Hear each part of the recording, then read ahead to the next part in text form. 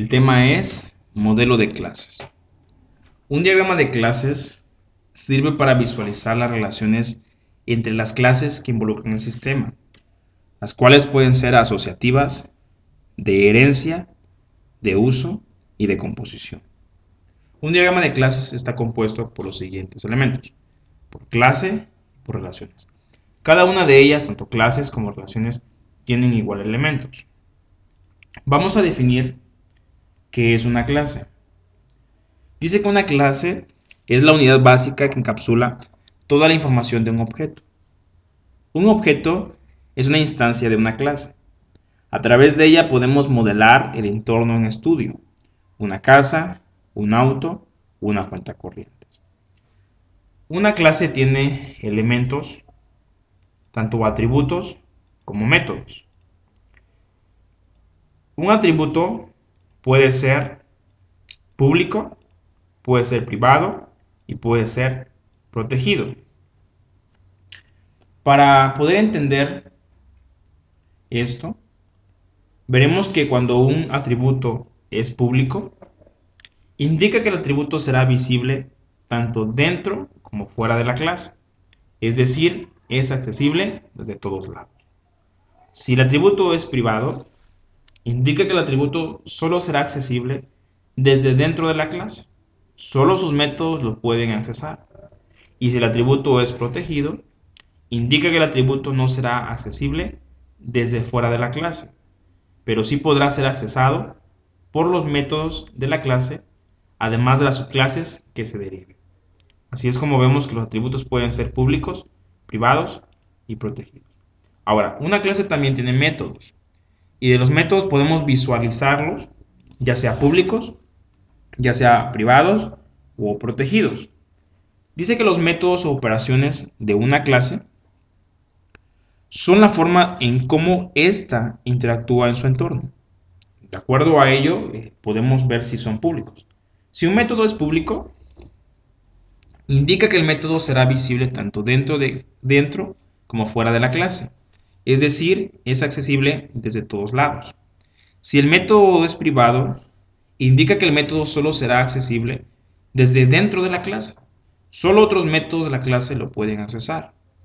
Si es protegido, indica que el método no será accesible desde fuera de la clase, pero sí podrá ser accesado por los métodos de la clase, además de métodos de las subclases que se deriven.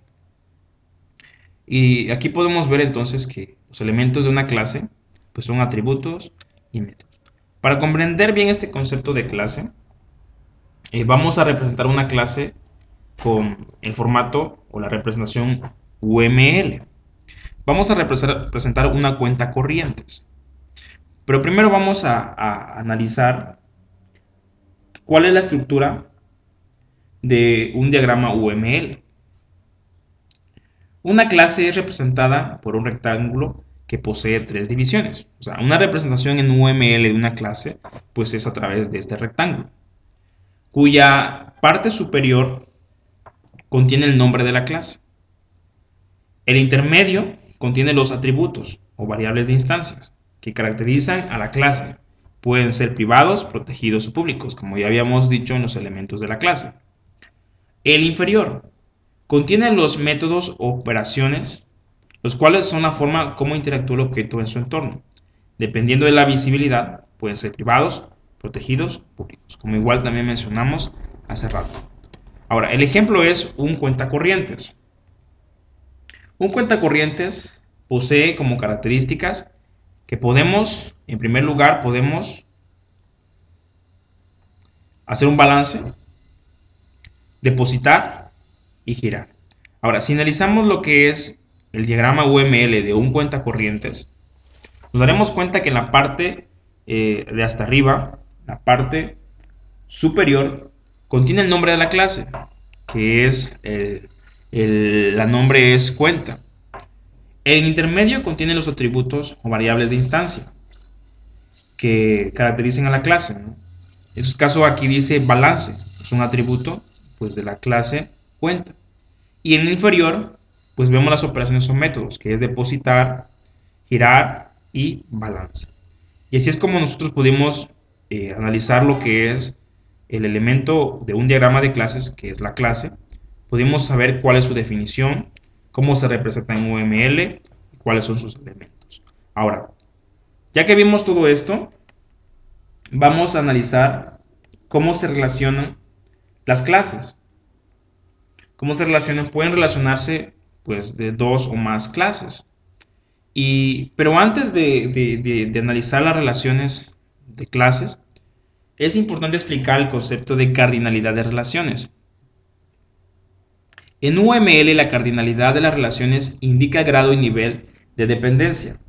Se notan en cada extremo de las relaciones y estas pueden ser 1 a muchos, 0 o muchos, o un número fijo, muchos a muchos.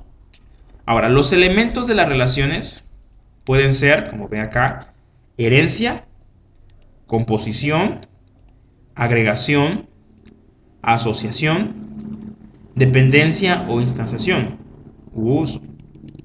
Ahora, el elemento de herencia puede ser especialización, generalización.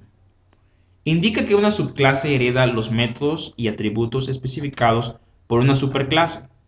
Por ende, la subclase, además de poseer sus propios métodos y atributos, poseerá las características y atributos visibles de la superclase, ya sea público o protegido. Ahora, para poder entender lo que es la herencia de clases, vamos a ver este ejemplo. En este ejemplo podemos observar que existen tres clases: la clase vehículo, la clase auto y la clase camioneta. Tanto auto como camioneta heredan de la clase vehículo. Así, tanto sus características como sus métodos de cada uno, tanto de auto y camioneta, pues también aparte de esos atributos, aparte de esos métodos, también heredan los atributos y métodos de la clase vehículo. Entonces ahí podemos ver que la herencia se da de una clase padre llamada vehículo a las clases hijos, tanto auto y camioneta. Ahora vamos a ver cuál es la agregación. Dice, para modelar objetos complejos, no bastan los tipos de datos básicos que proveen los lenguajes, enteros, reales y secuencias de caracteres. Cuando se requiere componer objetos que son instancias de clases definidas por el desarrollador de la práctica, de la aplicación, tenemos dos posibilidades: agregarlos por valor o por referencia. Si se agrega por valor, es un tipo de relación estática, en donde el tiempo de vida del objeto incluido está condicionado por el tiempo de vida del que lo incluye. Este tipo de relación es comúnmente llamado composición.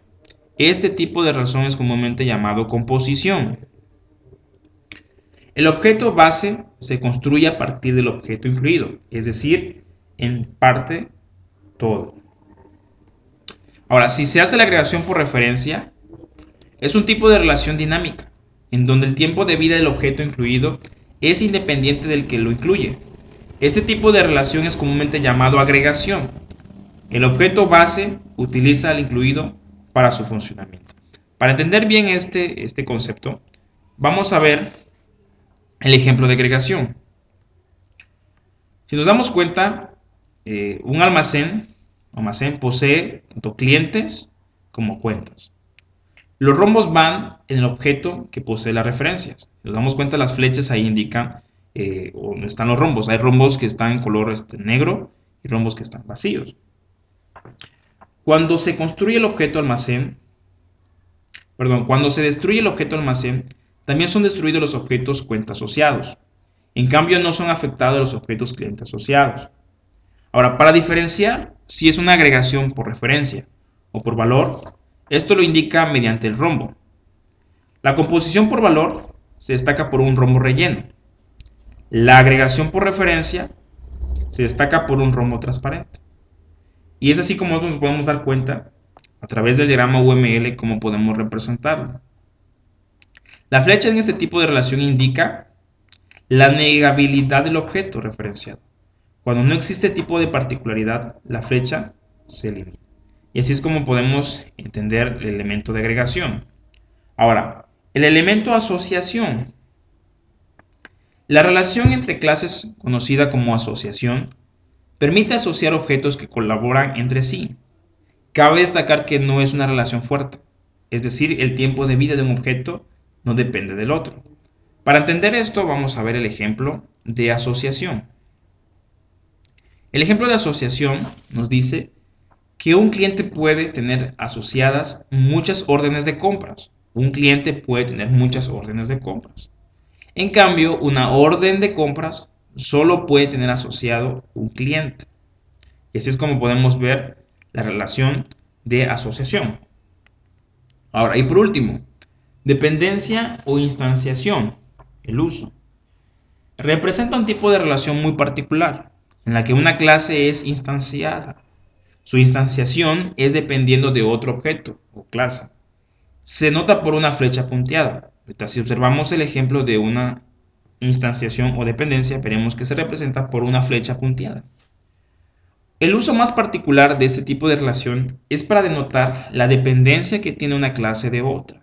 Como por ejemplo, una aplicación gráfica que instancia una ventana, o sea, la creación del objeto ventana está condicionado a la instanciación proveniente desde otra aplicación. Cabe destacar que el objeto creado, en este caso la ventana gráfica, no se almacena dentro del objeto que lo crea, en este caso la aplicación. Y así es como podemos nosotros, de manera general, pues entender lo que es el modelo de clases. Pudimos nosotros definir la clase, sus elementos y un ejemplo en UML. También vimos lo que son las relaciones entre clases. Pueden ser dos o más clases. Vimos lo que es la herencia, relación de herencia, la composición, agregación, asociación y dependencia o instanciación, uso. Y esto fue todo el tema. Muchas gracias.